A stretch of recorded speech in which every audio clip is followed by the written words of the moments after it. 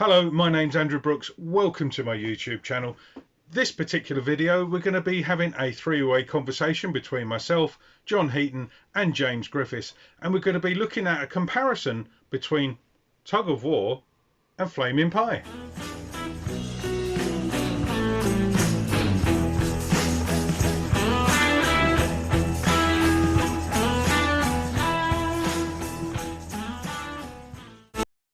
Hello, and thank you for joining me, John Heaton and James Griffiths, for a discussion about Tug of War versus Flaming Pie.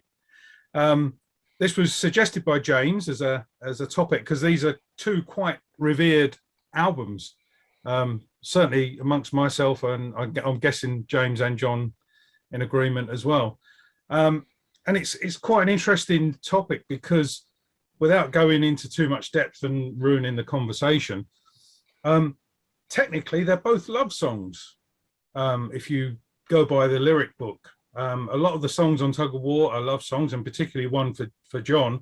But Flaming Pie was, I think they're probably aware of Linda probably wasn't going to be around for much longer. So I'm guessing this whole album was a love song for her. But anyway, that's probably just skating over the top. So okay, who wants to kick off? John, do you want to go first? And what yeah, all right. Well, I've got very fond memories of Tug of War because following John's death, we'd had Summer in England. I know it's one of your favorites, Andrew, but I was a little bit disappointed by it compared to the self-titled. And then the Ringo one came out, and I think it was voted worst album of the year. Good old Ringo. It's a shame because it's a great album. Which I didn't agree with. I quite liked it, but Tug of War was like, okay, here we go, #1 album, Beatles on top of the world again. The only problem is my record, the copy I bought, kept skipping on The Pound Is Sinking, and I had to take it back, I think 4 times. Just driving me nuts, you know. I mean, don't really have fond memories of vinyl skipping, but apart from that, yeah, I was just blown away by this album. I was a little bit sad that it wasn't Wings, but I was happy that Denny was on there, and Linda. So technically, and Linda, Wings are on it. Just yeah, I just thought it was a little bit pointless.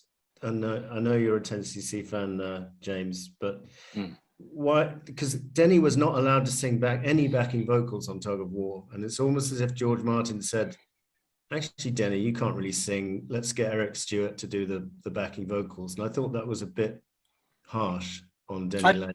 I didn't know that, John. What's your source for that? If you read the credits on, you know, with the lyric sheet of the album, it tells you who does what on each track. And Denny is credited as playing electric guitar on the title track, and synthesizer on Dress Me Up as a Robber and all the rest of it. I think he's playing bass on Somebody Who Cares. Well, I can't remember. But anyway, he's not credited as backing vocals. Right. Which is interesting, I thought. I mean, quite not annoying. I've always thought that I could hear him. I don't know if I'm just imagining it, maybe on Take It Away or a couple of tracks, but it might be Eric Stewart I'm thinking of. I don't know. Yeah. Yeah. I mean, Denny, I suppose he went into it thinking it was going to be a Wings album, didn't he? Or did he? I don't know. I mean, the history's a bit murky, isn't it? I mean, well, there's certainly rehearsals video of Wings doing some of the tracks from Tug of War. Yeah, well, my understanding is that they rehearsed the tracks and they were all ready to go to Montserrat and record, and then didn't Lawrence Juber and Steve Holley, then they had to be sort of taken to one side almost at the last moment and told, actually, guys, we're going to get Stevie Wonder and Steve Gadd and I guess that Denny trooped along just because he'd always been there. He'd been with Paul for 10 years. So I was reading, actually, I've got it to hand. I was reading just today the club sandwich for that particular thing, and included in it is a Goodbye Denny section. Yes, where he's actually leaving during as that comes out. So it looks like Tug of War is probably going to be his sort of swan song with McCartney at that point, and obviously never to return. although there were some tracks that, because he was on Pipes of Peace as well, wasn't he? So they must have got some stuff in the can during those sessions that later turned up on Pipes of Peace. So. Yeah. And so, John, what's your thoughts on Flaming Pie as an album? What's your memories of? Sorry, James, we haven't even come to you about Tug of War. Let's come to you about Tug of War. Well, Tug of War was a huge album for me. I got it on cassette. My dad bought it for me on cassette, and I didn't even know the album was out. I mean, I'm a bit younger than you guys, I'm afraid to say. So I would have been maybe about 11 years old when it came out. So I wasn't in touch with the music papers. I didn't know what was going on.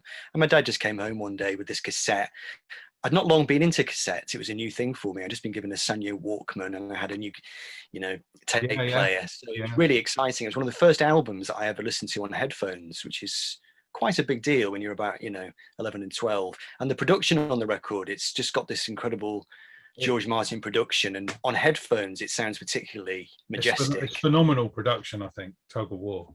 Yeah. I mean, I just wore my tape out, and I don't have the tape anymore. But I mean, I must have worn it out. It must have ended up being one of those tapes that you get where it's all just completely scrunched and and you need to unpick it out of the head.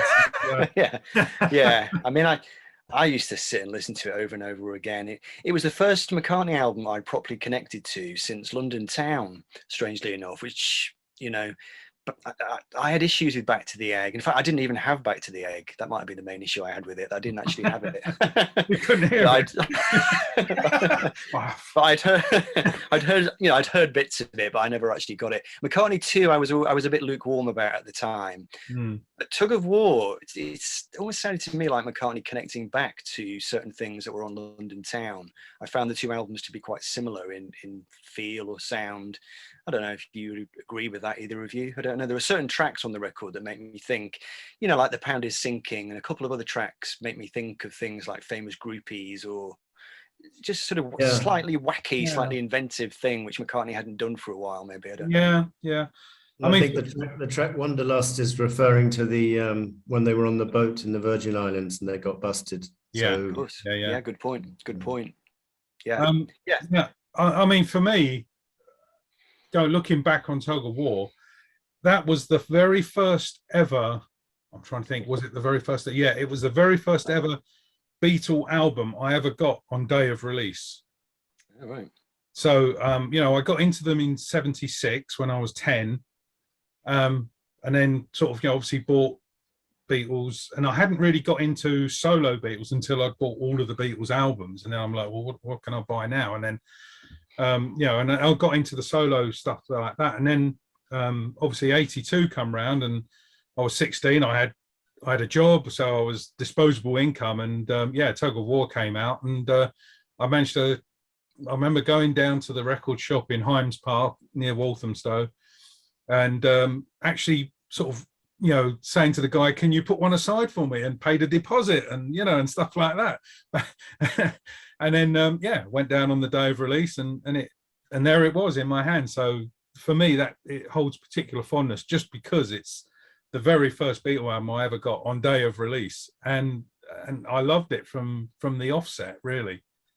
I was just thinking, Andrew, so you missed the opportunity to go down to the same record shop when Back to the Egg came out and say something like, and here we are in Walthamstow. Walthamstow, yeah. Can I have the album, please? Yeah, well, I'm waiting for him to mention Epping Forest again, so I can I can do the same again. He's mentioned it once. I'll never know, he might do it again. So so for me, Tug of War, as you said, played to death. Scoured the inner sleeve, loved the picture inside of him doing the songwriting. And then in the lyric book, I don't know if you've seen that, there's another photo that accompanies that picture, and it's taken from a different angle, and you can actually see the beach in front of him in the same building. So clearly fantastic. Isn't on the archive release, wasn't there an expanded picture of that? There was, from memory. I mean, I've got it up there, and on the gatefold, I think. Yeah.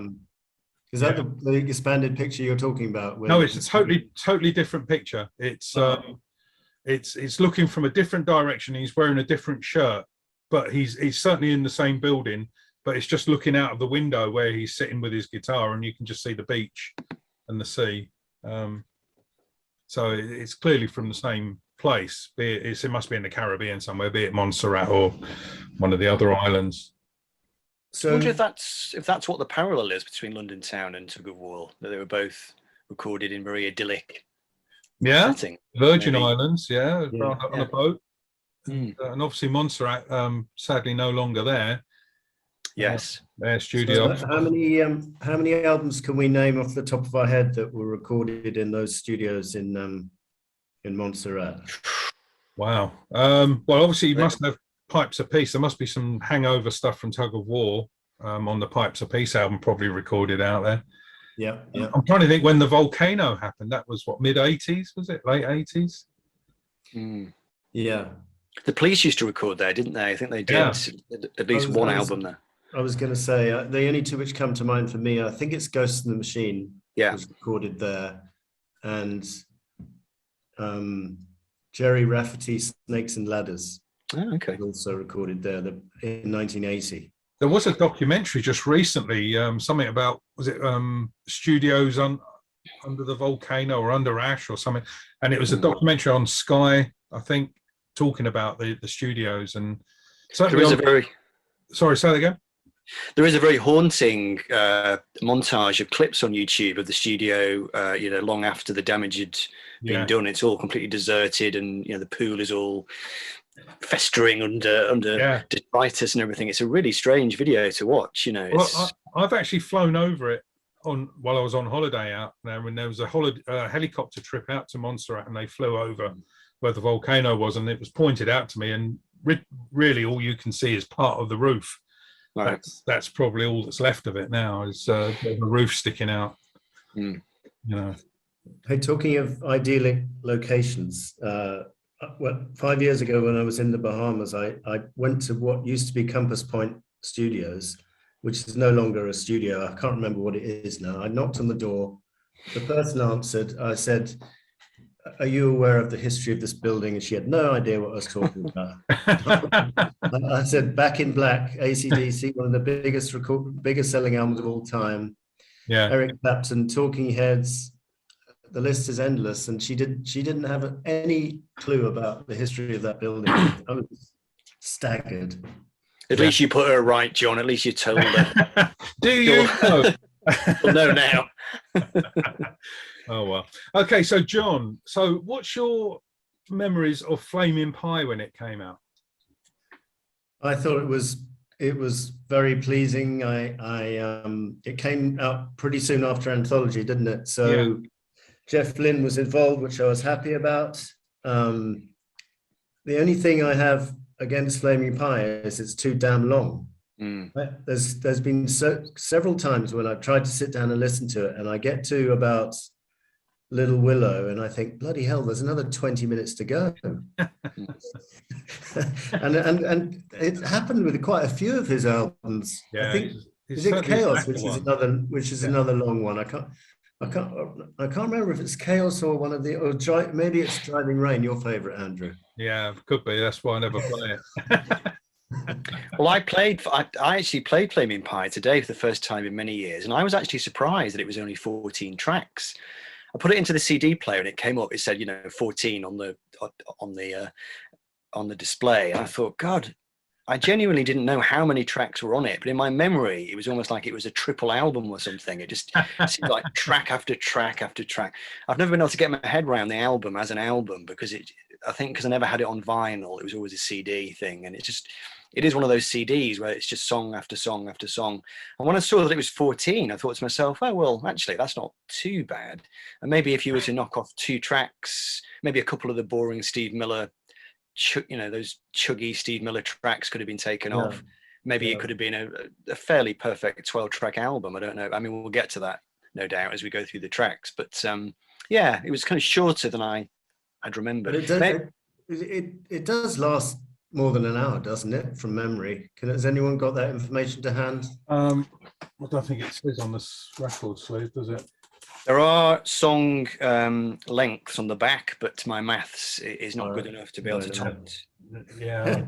If you want to 3 pause, minutes 52, 4 minutes, 4.5 minutes, 4 minutes. Yeah, we 4 don't need. minutes. Yeah. Yeah. yeah. It Yeah, does I mean, top up. But, Well, London Town was 52 minutes long, I seem to remember, but that never seemed like an overly long album to me. Just mind about, you, more Smooth and Grey Goose, the original of that goes on for forever. I'm glad they cut that down to whatever length it is. The original demo of it. yeah, well, so the original Helter Skelter went on forever as well. So, Yeah. And we want to hear the 27-minute version of that, don't we? oh, do you? Well, Yeah. I'm not sure if I do, but I've got a Doctor Who based origin story for Flaming Pie. If you want to hear it, Go on then. very briefly. Yeah, I was at a Doctor Who convention with a friend of mine. I've got a feeling it was in Coventry or Leicester, somewhere like that. And Flaming Pie had been released on that day. So my friend went off to our price and bought it and came back to the hotel.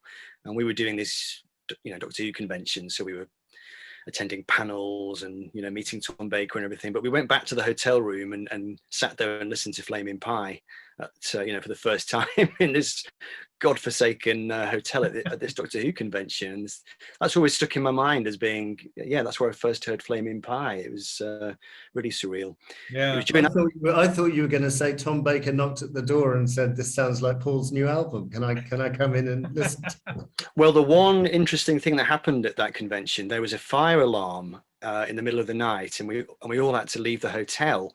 And I found myself standing next to Liz Sladen outside in the street, and she was wearing a nightdress. And my friend David, who was there, offered her his coat because she was shivering, and he put his coat around her shoulders. So again, these things stick in your mind.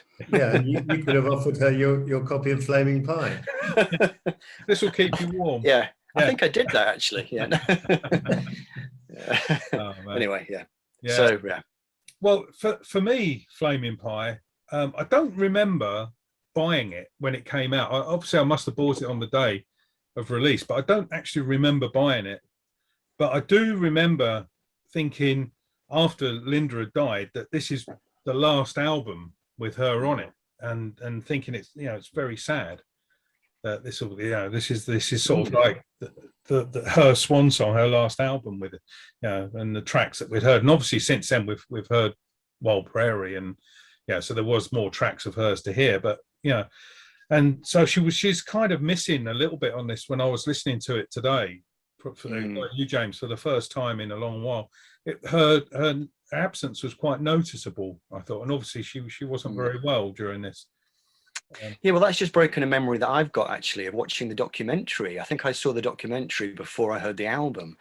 I think the single had come out. I think Young Boy had come out or was about to come out, and the documentary was aired on TV, wasn't it? I'm fairly certain. Yes. Yeah. And that was the first time I'd seen Linda, I think, with the short hair and clearly not looking well at all. And I think the album has always had that kind of association, that slightly kind of autumnal, just prior to her death, there was a certain melancholy to it, I guess, which doesn't particularly. I mean, Paul turns in a great performance on the album. It's not. I mean, obviously she hadn't passed at this point, so he's still writing songs to her. Yeah, with her there. It's quite ironic that he's doing a tribute to Maureen Starkey in the form of Little Willow. Yeah. But presumably knowing that Linda was probably not going to last too much longer, I'm not sure, but it's just a heartbreaking song, and I think it's probably my favorite on the whole album, Little Willow. Just love the way the piano comes in the middle bit. Yeah, I also, another thing I noticed when I was listening to it was I'd forgotten that Jeff Lynne had produced it, and then halfway through, I forget which track it was, there was a very Wilbury-esque George sort of backing came in, and clearly that's his influence of when he was producing it. And I thought, I'm not sure that backing actually belongs on this album. It's that's he didn't produce all of it though, did he? He didn't produce every track. I think Jeff does. But certainly the one I was listening to. Is that Souvenir? It could have been. I honestly can't remember. I was driving. I was listening to it in the car. So, but If it's Souvenir you're thinking of, it, I think that's more reminiscent of ELO than Wilburys, because it's kind of got that vocoder effect on it. Is that what you're thinking of? Yeah, I mean, it was just, you know how on like the Wilburys, when there's the multi vocal sort of backing. Yeah. There was one track, and that sort of just came in at one point in this track, and I thought, and I wish I'd have made a note of which one it was. But as I say, I was driving at the time, so it was a little bit tricky. So, I mean, one of the reasons I thought it would be interesting to look at these albums back to back was they're quite different, aren't they, in terms of production? Because Tug of War is such a George Martin production, obviously, and it's just of a piece, isn't it?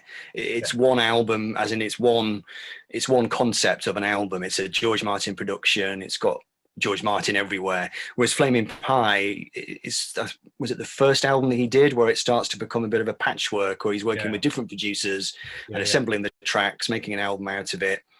What do you think of that? Do you think Jeff Lynne should have done all of it, or is this the right approach? I don't know. I mean, Jeff Lynne's production, it's a sort of an acquired taste with some, isn't it? So maybe it was a good thing. Tug of War with George Martin doing it, as you said, it's so polished. It is, you know, your typical George Martin, polished, orchestrated, you know, and everything, and it flows really nicely from one track to another. And they've even got links that link tracks together, so you can tell that that's how it was planned to sound.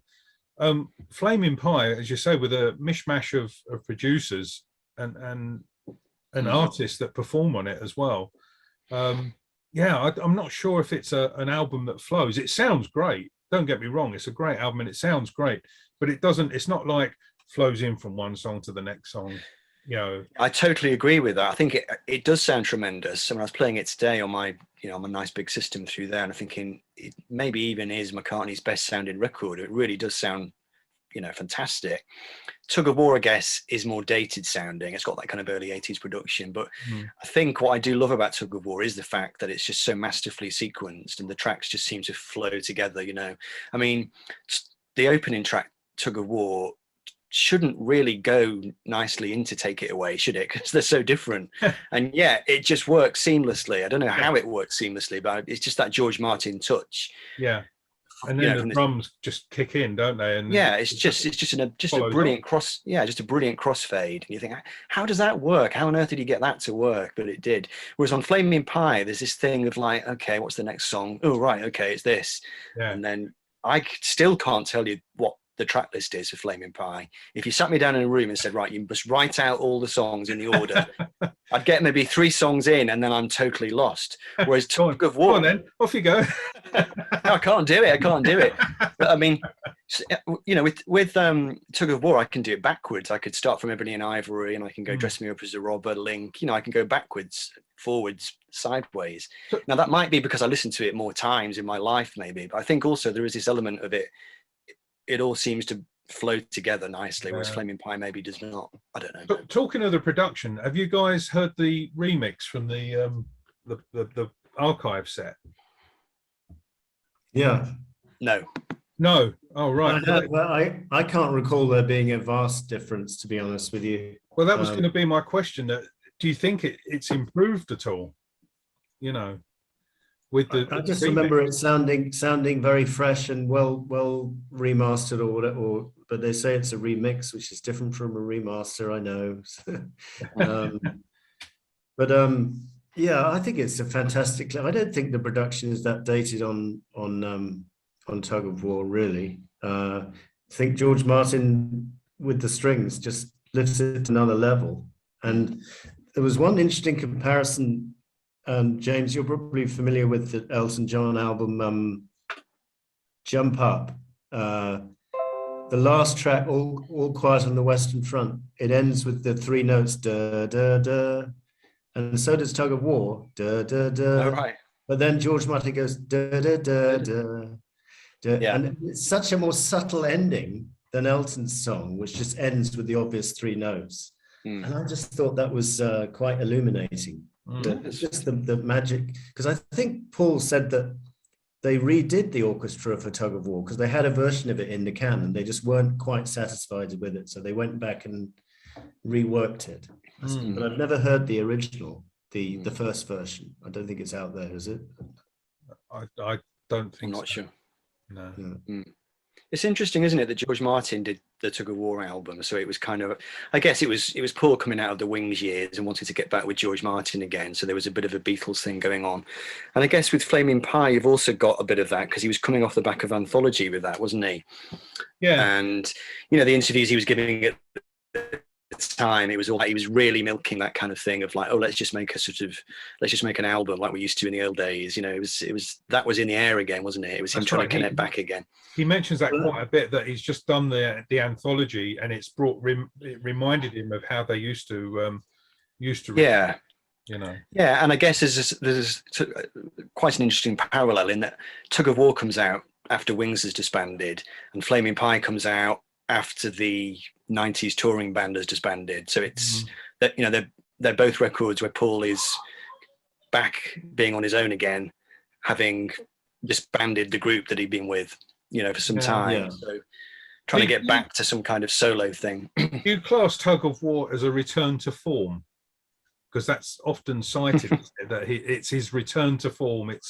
It's him back at top of the charts, you know, and obviously he's had well, limited success with Back to the Egg, you know, so much so that he's sort of, you know, basically dismissed it himself. And then you've got McCartney 2, which is a bit of an odd thing. It's just him on his own doing his thing. And then all of a sudden, you know, a couple of years later, you've suddenly got this brilliant album.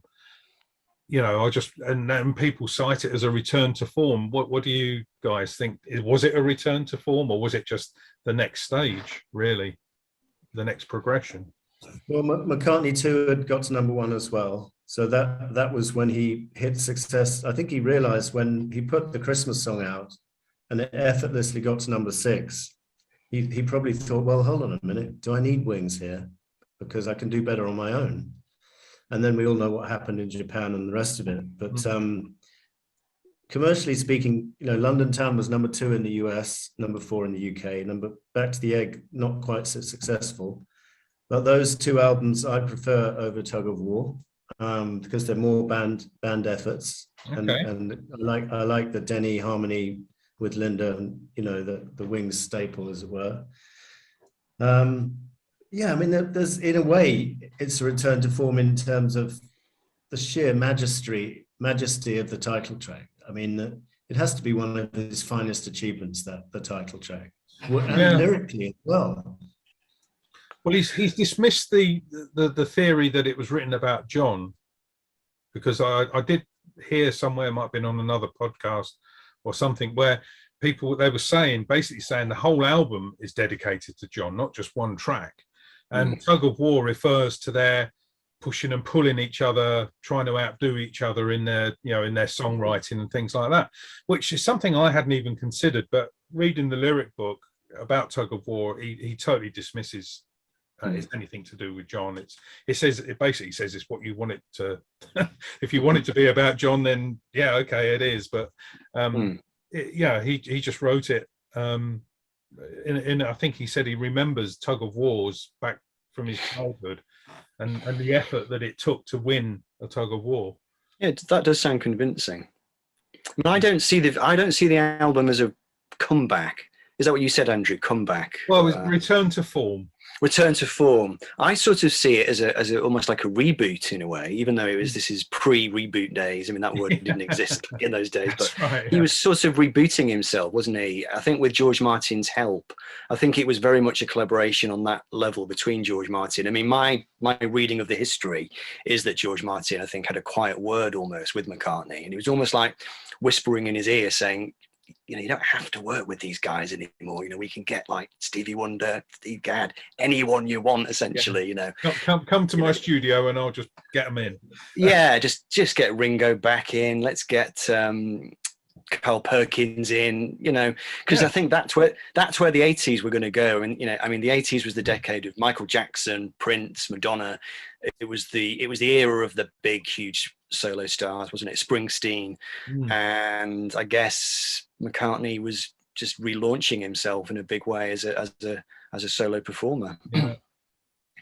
Well, I mean, obviously, when you look at the track list and see who he was working with, and you got the obvious one of Ebony and Ivory, the first single off of, well, I think that came out before the album, didn't it? Ebony and Ivory. Yeah, that was out first. Yeah. And then obviously you see the success. He must have seen the success that he got with that, collaborating with someone like Stevie Wonder. That looking through Club Sandwiches, it was like only a few months after that he was with Michael Jackson. Yeah, well, I read somewhere that one of Denny Lane's final days in the studio involved Stevie Wonder. There's a story, isn't there, where he's showing Stevie Wonder how to use a piece of equipment. Have you come across that story? No. A synthesizer or something he had in the studio, and he and Stevie were sort of messing about with it together. But I think when he saw the song Coming Together, what's the song called? Mine's gone blank. Ebony and Ivory. Yeah. When Denny saw that coming together, he realised that the writing was on the wall, really, and that there was no going back. He was like, okay, this is clearly now where Paul's going.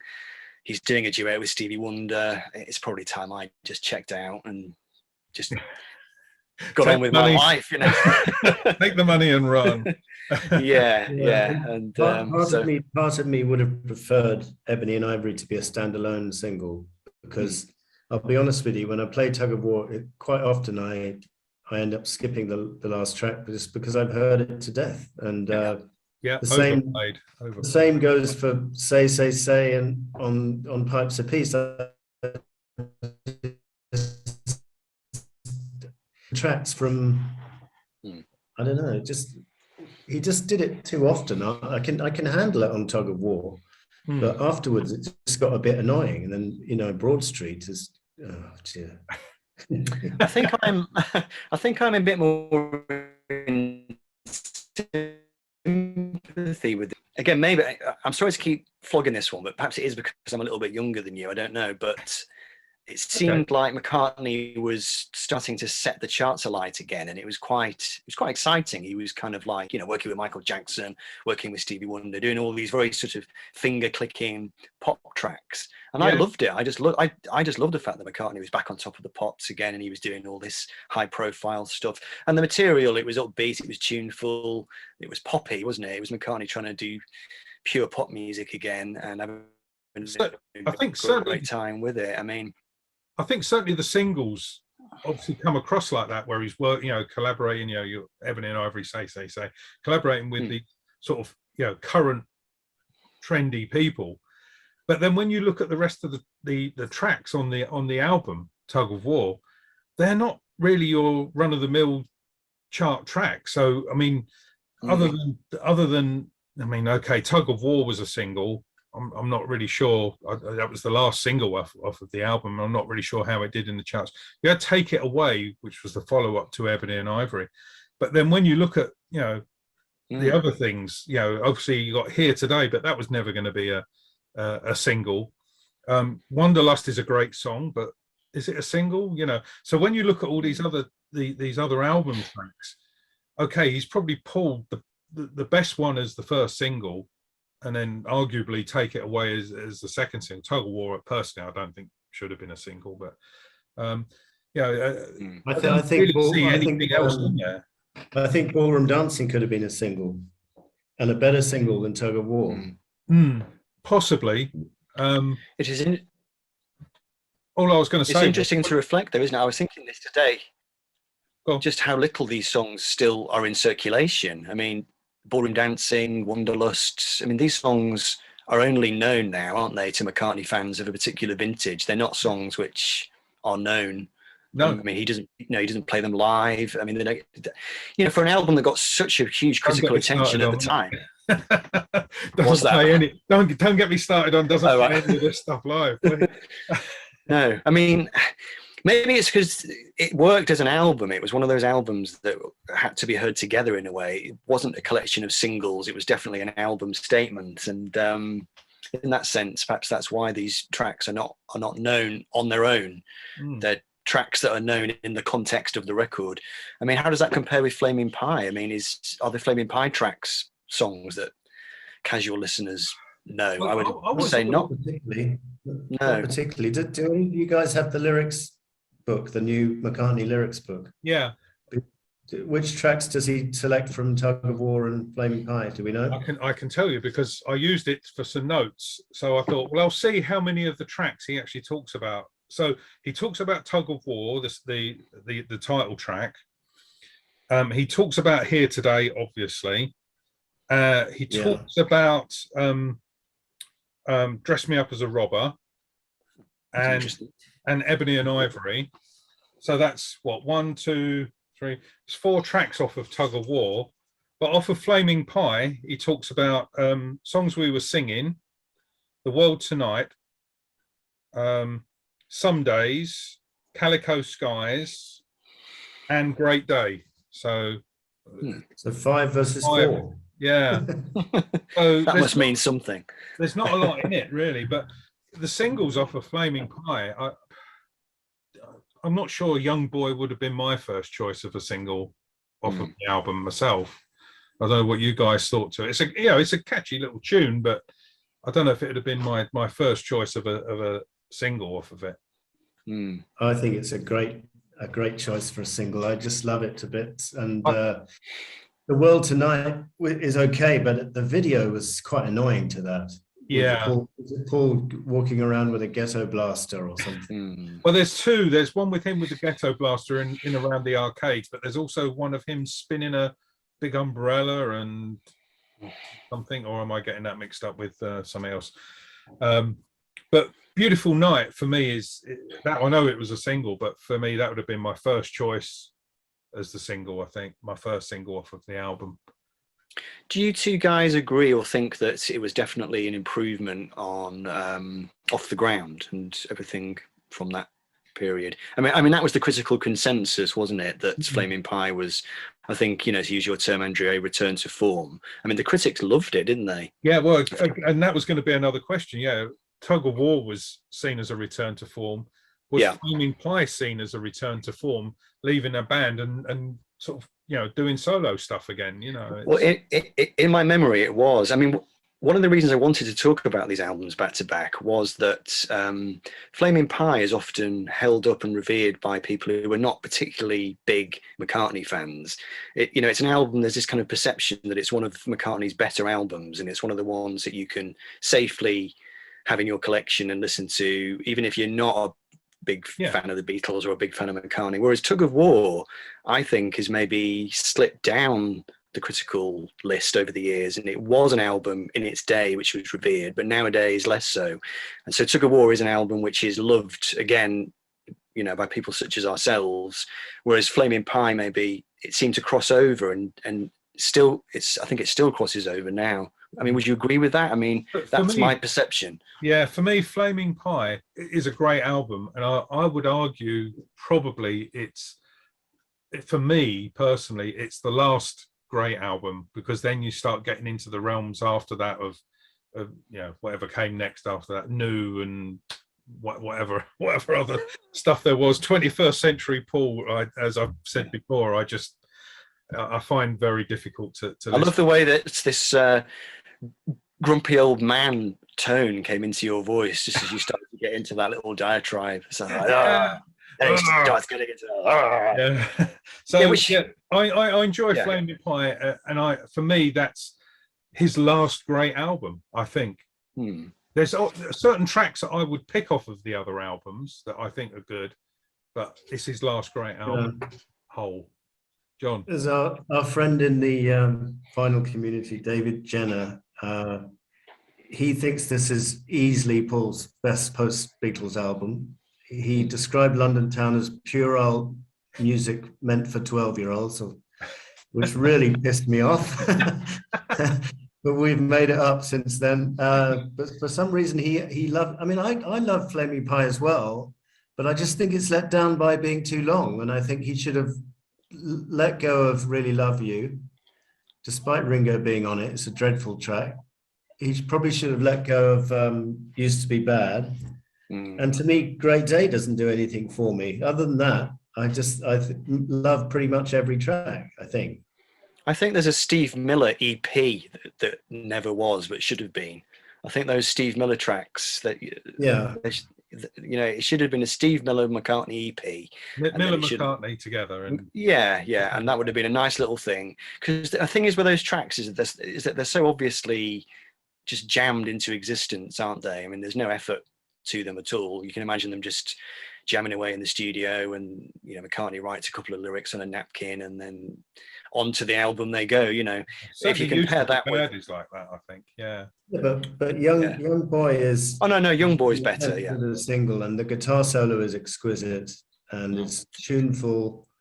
But the other tracks, was it just 2 other tracks he was on, or one?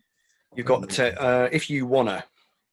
Oh, he's on that, is he, as well? Yeah. I thought he was. Is he not? I think he is. I mean, that track is nearly 5 minutes long as well. I mean, it really, really outstays its welcome, given how slender the materials are that he was working with that, you know. Yeah, that's not a highlight. Well, that concludes the first half of this three-way conversation that we're having. And up here is probably a link now to the second half. So click on that and we'll see you on the second half.